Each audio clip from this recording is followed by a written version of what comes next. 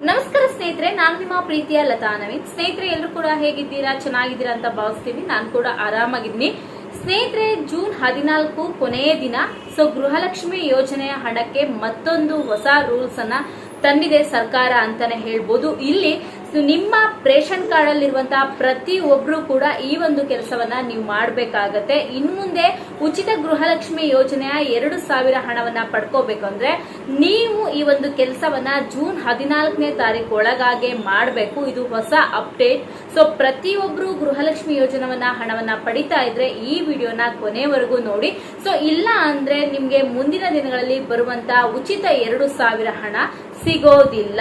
ಉಚಿತ 2,000 ಹಣ ಆಗಿರ್ಬೋದು ಅಥವಾ ಅನ್ನಭಾಗ್ಯ ಯೋಜನೆ ಹಣ ಆಗಿರ್ಬೋದು, ಹಾಗೇನೆ ಫ್ರೀ ಬಸ್ ವ್ಯವಸ್ಥೆ ಏನಿರುತ್ತೆ ಇದೆಲ್ಲವೂ ಕೂಡ ನೀವು ಕಳ್ಕೊಂತೀರಾ ಅಂತಾನೆ ಹೇಳ್ಬೋದು. ಈ ಒಂದು ಕೆಲಸವನ್ನ ನೀವು ತಪ್ಪದೆ ಮಾಡ್ಬೇಕಾಗತ್ತೆ. ಹಾಗೇನೆ ಮತ್ತೆರಡು ಭರ್ಜರಿ ಗುಡ್ ನ್ಯೂಸ್ ಅನ್ನ ಕೊಟ್ಟಿದೆ ಸರ್ಕಾರ. ಆ 2 ಗುಡ್ ನ್ಯೂಸ್ ಏನು ಅನ್ನೋದನ್ನು ಕೂಡ ಈ ವಿಡಿಯೋದಲ್ಲಿ ತಿಳಿಸ್ಕೊಡ್ತೀನಿ.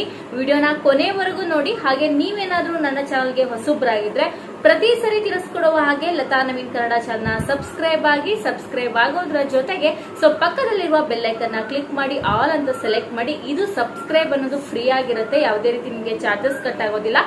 ನಾನು ಮಾಡುವ ಪ್ರತಿಯೊಂದು ವಿಡಿಯೋ ನೋಟಿಫಿಕೇಶನ್ ನಿಮ್ಗೆ ಫಸ್ಟ್ ಬರುತ್ತೆ, ನೀವೇ ಮೊದಲು ನೋಡಬಹುದು. ಈಗ ಹೇಗೆ ಸಪೋರ್ಟ್ ಮಾಡ್ತಿದ್ದೀರಾ ಅದೇ ರೀತಿ ಸಪೋರ್ಟ್ ಮಾಡ್ತಾ ಇರಿ. ಹಾಗೇನೆ ವಿಡಿಯೋನ ದಯವಿಟ್ಟು ಪ್ರತಿಯೊಬ್ಬರಿಗೂ ಕೂಡ ಶೇರ್ ಮಾಡಿ ಅಂತ ಹೇಳ್ತಾ ವಿಡಿಯೋನ ಸ್ಟಾರ್ಟ್ ಮಾಡೋಣ. ಸ್ನೇಹಿತರೆ, ಮೊದಲನೇದಾಗಿ ನಿಮಗೆ ಇಲ್ಲಿ ಜೂನ್ 14ನೇ ತಾರೀಕು ಕೊನೆ ದಿನಾಂಕ ಅನ್ನೋದು ಏನು ಅನ್ನೋದನ್ನ ತಿಳಿಸ್ಕೊಡ್ತೀನಿ.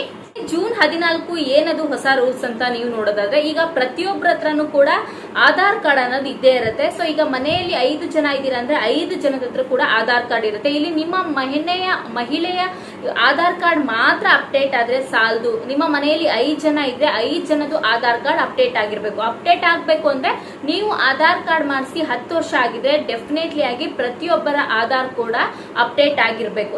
ಈ ಆಧಾರ್ ಕಾರ್ಡ್ ನ ಅಪ್ಡೇಟ್ ಮಾಡಿಸುವಂತದ್ದು ಬ್ಯಾಂಗ್ಳೂರ್ 1 ಕರ್ನಾಟಕ 1 ಅಲ್ಲಿ ಫ್ರೀ ಆಗಿ ನಿಮ್ಗೆ ಆಧಾರ್ ಅಪ್ಡೇಟ್ ಮಾಡ್ಕೊಡ್ತಾರೆ.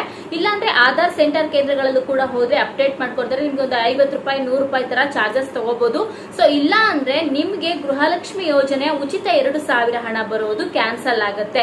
ಇದು ಕೇಂದ್ರ ಸರ್ಕಾರದಿಂದ ಈಗಾಗಲೇ ಜೂನ್ 14ನೇ ತಾರೀಕು ಕೊನೆ ದಿನಾಂಕ ಅಂತ ಹೇಳಿದರೆ, ಆದ್ರೂ ಕೂಡ ಸಾಕಷ್ಟು ಜನ ಅಪ್ಡೇಟ್ ಮಾಡಿಸಿಲ್ಲ. ಇನ್ನು ಕೆಲವರು ಏನ್ ಮಾಡಿದ್ದಾರೆ ಅಂದ್ರೆ ಮನೆ ಯಜಮಾನಿಯ ಆಧಾರ್ ಕಾರ್ಡ್ ಅನ್ನ ಮಾತ್ರ ಅಪ್ಡೇಟ್ ಮಾಡಿಸಿದ್ದಾರೆ 10 ವರ್ಷ ಆಗಿದೆ ಅಂತ. ಮಿಕ್ದವ್ರದ್ದು ಯಾರ್ದು ಕೂಡ ಅಪ್ಡೇಟ್ ಮಾಡಿಸಿಲ್ಲ. ಇಲ್ಲಿ ಉಳಿದವ್ರದ್ದು ಆಧಾರ್ ಕಾರ್ಡ್ ಏನಾದ್ರೂ 10 ವರ್ಷ ಆಗಿದೆ ತಪ್ಪದೆ ನೀವು ಆಧಾರ್ ಕಾರ್ಡ್ ನ ಅಪ್ಡೇಟ್ ಮಾಡಿಸ್ಲೇಬೇಕಾಗತ್ತೆ. ಇಲ್ಲ ಅಂದ್ರೆ ಇದೊಂದು ಹೊಸ ರೂಲ್ಸ್ ಅನ್ನ ಮಾಡ್ತಾರೆ. ಏನಂತಂದ್ರೆ ಮನೆಯವ್ರದ್ದೆಲ್ಲರದು ಕೂಡ ಆಧಾರ್ ಕಾರ್ಡ್ ಅಪ್ಡೇಟ್ ಮಾಡಿದ್ರೆ ನಿಮಗೆ ಗೃಹಲಕ್ಷ್ಮಿ ಯೋಜನೆ ಹಣ, ಅನ್ನಭಾಗ್ಯ ಯೋಜನೆ ಹಣ, ಹಾಗೇನೆ ಫ್ರೀ ಬಸ್ ವ್ಯವಸ್ಥೆ ಕೂಡ ಸಿಗತ್ತೆ ಅಂತ.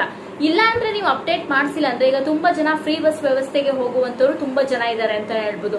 ಅವರಿಗೂ ಕೂಡ ಇದು ತೊಂದರೆ ಆಗತ್ತೆ ಅಂತಾನೆ ಹೇಳ್ಬೋದು. ಹಾಗೆ ಅನ್ನಭಾಗ್ಯ ಯೋಜನೆಗೂ ಕೂಡ ಇದು ತೊಂದರೆ ಆಗತ್ತೆ. ನೀವು ನೋಡ್ಬೋದು, ಅನ್ನಭಾಗ್ಯ ಯೋಜನೆಗೆ ಮೊದಲು ಏನಾಗಿತ್ತು ಅಂದ್ರೆ ಎಲ್ಲರೂ ಕೂಡ ಆಧಾರ್ ಕಾರ್ಡ್ ಲಿಂಕ್ ಮಾಡಿದ್ರೆ ಮಾತ್ರ ಅನ್ನಭಾಗ್ಯ ಯೋಜನೆ ಹಣ ಸಿಗುವಂತದ್ದು ಅಂತ ಆಗಿತ್ತು.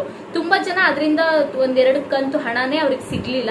ಆ ಒಂದು ಕಾರಣಕ್ಕೋಸ್ಕರ ಪ್ರತಿಯೊಬ್ರು ಕೂಡ ಹೋಗಿ ನಿಮ್ಮ ಆಧಾರ್ ಕಾರ್ಡ್ ಅನ್ನ 10 ವರ್ಷ ಆಗಿದೆ ಅಂದ್ರೆ ಅಪ್ಡೇಟ್ ಮಾಡಿಸ್ಕೊಳ್ಳಿ. ಈಗ ನಮ್ಗೆ ಅಡ್ರೆಸ್ ಚೇಂಜಸ್ ಮಾಡಿಸೋದಿಲ್ಲ, ಅಡ್ರೆಸ್ ಕೂಡ ಕರೆಕ್ಟ್ ಆಗಿದೆ, ಕಾಂಟ್ಯಾಕ್ಟ್ ನಂಬರ್ ಕರೆಕ್ಟ್ ಆಗಿದೆ, ಸ್ಪೆಲ್ಲಿಂಗ್ ಕೂಡ ಮಿಸ್ಟೇಕ್ ಇಲ್ಲ, ನಾವು ಏನೂ ಕೂಡ ಚೇಂಜಸ್ ಮಾಡಿಸೋದಿಲ್ಲ. 10 ವರ್ಷ ಆಗಿದೆ ಆಧಾರ್ ಕಾರ್ಡ್ ಅಂದ್ರೆ ನೀವು ತಪ್ಪದೆ ಮಾಡಿಸ್ಬೇಕಾಗತ್ತೆ. ಇಲ್ಲ ಅಂದ್ರೆ ನಿಮ್ಗೆ ಆಧಾರ್ ಕಾರ್ಡ್ ಏನಿರುತ್ತೆ ಈ ಅಪ್ಡೇಟ್ ಆಗಿಲ್ಲ ಅಂತ ಹೇಳಿ ನಿಮ್ಮ ಮನೆಯಲ್ಲಿರುವಂತಹ ಗೃಹಲಕ್ಷ್ಮಿ ಯೋಜನೆ ಆಗಿರ್ಬೋದು, ಅನ್ನಭಾಗ್ಯ ಯೋಜನೆ ಆಗಿರ್ಬೋದು ಅಥವಾ ಫ್ರೀ ಬಸ್ ವ್ಯವಸ್ಥೆಗಳಾಗಿರ್ಬೋದು, ಇವೆಲ್ಲವೂ ಕೂಡ ಕ್ಯಾನ್ಸಲ್ ಆಗುವಂತಹ ಚಾನ್ಸಸ್ ಇರುತ್ತೆ. ಆ ಒಂದು ಕಾರಣಕ್ಕೋಸ್ಕರ ಪ್ರತಿಯೊಬ್ರು ಕೂಡ ಜೂನ್ 14ನೇ ತಾರೀಕು ಒಳಗಡೆ ಅಂದ್ರೆ ಇದೇ ತಿಂಗಳು ಜೂನು, ಇವತ್ತು 2ನೇ ತಾರೀಕು, ಪ್ರತಿಯೊಬ್ರು ಕೂಡ ಹೋಗಿ ಜೂನ್ 14ನೇ ತಾರೀಕೊಳಗೆ ನಿಮ್ಮ ಆಧಾರ್ ಕಾರ್ಡ್ ನ ಅಪ್ಡೇಟ್ ಮಾಡಿಸಿ. ಬ್ಯಾಂಗ್ಳೂರ್ 1 ಅಥವಾ ಕರ್ನಾಟಕ 1 ಅಲ್ಲಿ ಅಪ್ಡೇಟ್ ಮಾಡ್ತಾರೆ, ಅಥವಾ ಆಧಾರ್ ಸೆಂಟರ್ ಕೇಂದ್ರಗಳಲ್ಲೂ ಕೂಡ ಇದನ್ನ ಅಪ್ಡೇಟ್ ಮಾಡ್ತಾರೆ. ಆಧಾರ್ ಸೆಂಟರ್ ಕೇಂದ್ರಗಳಲ್ಲಿ ನಿಮ್ಗೊಂದು 50 ರೂಪಾಯಿ 100 ರೂಪಾಯಿ ತರ ಚಾರ್ಜಸ್ ತಗೋಬಹುದು. ಬೇರೆ ಕಡೆ ಎಲ್ಲೆಲ್ಲಿ ಯಾವ ರೀತಿ ಚಾರ್ಜಸ್ ಇರುತ್ತೆ ಅನ್ನೋದು ಗೊತ್ತಿರೋಲ್ಲ. ನಿಮ್ಗೆ ಚಾರ್ಜಸ್ ಆದ್ರೂ ಕೂಡ ಪರವಾಗಿಲ್ಲ, ಪ್ರತಿಯೊಬ್ರು ಕೂಡ ಹೋಗಿ ಅಪ್ಡೇಟ್ ಮಾಡಿಸ್ಕೊಂಡ್ಲೇಬೇಕು. ಇಲ್ಲ ಅಂದ್ರೆ ಮುಂದೆ ಸಿಗುವಂತಹ ನಿಮ್ಗೆ ಫೆಸಿಲಿಟಿಗಳಾಗ್ಲಿ ಅಥವಾ ಯೋಜನೆಗಳ ಬೆನಿಫಿಟ್ ಕೂಡ ಸಿಗೋದಿಲ್ಲ. ಅದರ ಜೊತೆಗೆ ಇನ್ನೇನು ನಿಮ್ಗೆ ಗೊತ್ತಿರಬಹುದು, ಮಹಾಲಕ್ಷ್ಮಿ ಯೋಜನೆ ಕೂಡ ಜಾರಿಗೆ ಬರ್ತಾ ಇದೆ ಅಂತ ಹೇಳ್ತಾ ಇದ್ದಾರೆ.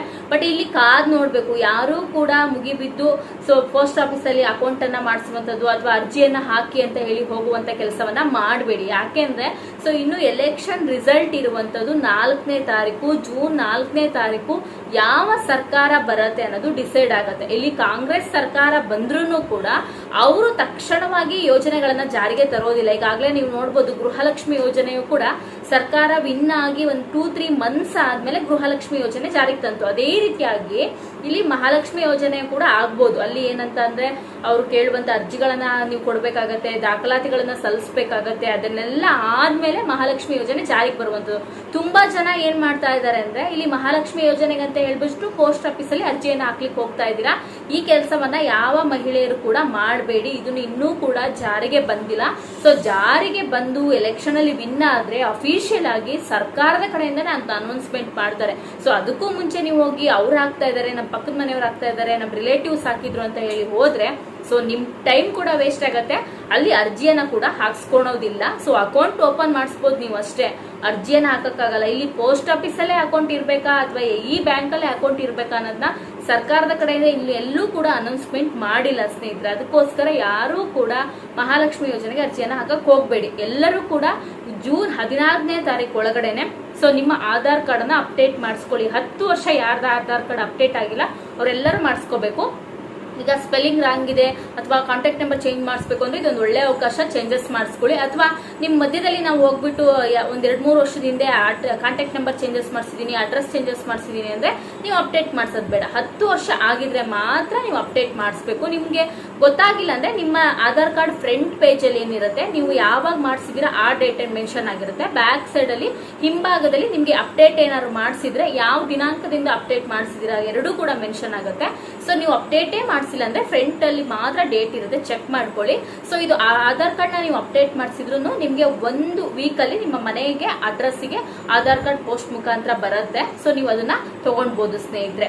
ಹಾಗೇನೆ ಇಲ್ಲಿ ಆಧಾರ್ ಕಾರ್ಡ್ ತುಂಬಾ ನಕಲಿ ಆಧಾರ್ ಕಾರ್ಡ್ಗಳು ಆಗಿರೋದ್ರಿಂದ ಸರ್ಕಾರ ಇದೊಂದು ಹೊಸ ರೂಲ್ಸ್ ಅನ್ನ ಮಾಡಿದೆ. ಜೊತೆಗೆ ಸರ್ಕಾರದಿಂದ ಸಿಗುವಂತಹ ಫೆಸಿಲಿಟಿಗಳು ಎಲ್ಲರಿಗೂ ಕೂಡ ಸಿಗ್ಲಿ ಅಂತ ಇದನ್ನ ಮಾಡಿರುವಂತದ್ದು ಅಂತಾನೆ ಹೇಳ್ಬೋದು ಈ ಯೋಜನೆಗಳನ್ನ.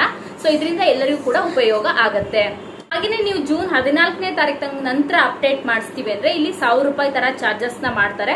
ಆ ಒಂದು ಕಾರಣಕ್ಕೋಸ್ಕರ ಪ್ರತಿಯೊಬ್ರು ಕೂಡ ಹೋಗಿ ನಿಮ್ಮ ಆಧಾರ್ ಕಾರ್ಡ್ ನ ಅಪ್ಡೇಟ್ ಮಾಡಿಸ್ಕೊಳ್ಳಿ. ಹಾಗೆ ಮಗು ಚಿಕ್ಕದಾಗಿದೆ, ಈಗ ಒಂದು 6 ಮಂತ್ ಆಗಿದೆ ಮಗು ಹುಟ್ಟಿ ಅಂತ ಅಂದ್ರೆ ನೀವು ಹೋಗ್ಬಿಟ್ಟು ಜನನ ಪ್ರಮಾಣ ಪತ್ರ ತಗೊಂಡೋದ್ರೆ ಸಾಕು, ಮಗುವಿನ ಆಧಾರ್ ಕಾರ್ಡ್ ಕೂಡ ಮಾಡಿಸ್ಕೊಡ್ತಾರೆ. ಹೋಗಿ ಮಾಡಿಸ್ಕೊಳ್ಳಿ. ನಿಮ್ಮ ಮಕ್ಕಳಿಗೆ ಆಧಾರ್ ಕಾರ್ಡ್ ಮಾಡಿಸಿ ಒಂದು 10 ವರ್ಷ ಆಗಿದೆ ಅಂದ್ರೆ ಅವ್ರದ್ದು ಕೂಡ ಆಧಾರ್ ಕಾರ್ಡ್ ನ ಅಪ್ಡೇಟ್ ಮಾಡಿಸೋದನ್ನ ಮಾತ್ರ ಮರಿಬೇಡಿ. ಯಾಕಂದ್ರೆ ಸರ್ಕಾರದಿಂದ ಬಂದಿರುವಂತಹ ಪ್ರತಿಯೊಂದು ರೂಲ್ಸ್ ಗಳನ್ನ ಕೂಡ ಪಾಲಿಸಬೇಕಾಗತ್ತೆ. ಇಲ್ಲಾಂದ್ರೆ ಪೆನಾಲ್ಟಿಗಳು ಕೂಡ ಬೀಳುತ್ತೆ. ಜೊತೆಗೆ ಸಿಗುವಂತಹ ಸೌಲಭ್ಯಗಳನ್ನು ಕೂಡ ಕಳ್ಕೊಡ್ಬೇಕಾಗತ್ತೆ. ಅದಕ್ಕೋಸ್ಕರ ಎಲ್ಲರೂ ಕೂಡ ಜೂನ್ 14ನೇ ತಾರೀಕು ಒಳಗಡೆನೆ ಹೋಗಿ ನಿಮ್ಮ ಆಧಾರ್ ಕಾರ್ಡ್ ನ ಅಪ್ಡೇಟ್ ಮಾಡಿಸ್ಕೊಳ್ಳೋದು ಮಾತ್ರ ಮರಿಬೇಡಿ. ಈಗಾಗಲೇ ಅಪ್ಡೇಟ್ ಮಾಡಿಸ್ಕೊಂಡವರು ದಯವಿಟ್ಟು ಅಪ್ಡೇಟ್ ಆಗಿದೆ ಅಂತ ಒಂದು ಕಮೆಂಟ್ ಮಾಡಿ. ಈ ಒಂದು ಕಾರಣಕ್ಕೋಸ್ಕರ ತಿಳಿಸ್ಕೊಟ್ಟಿರುವಂತದ್ದು.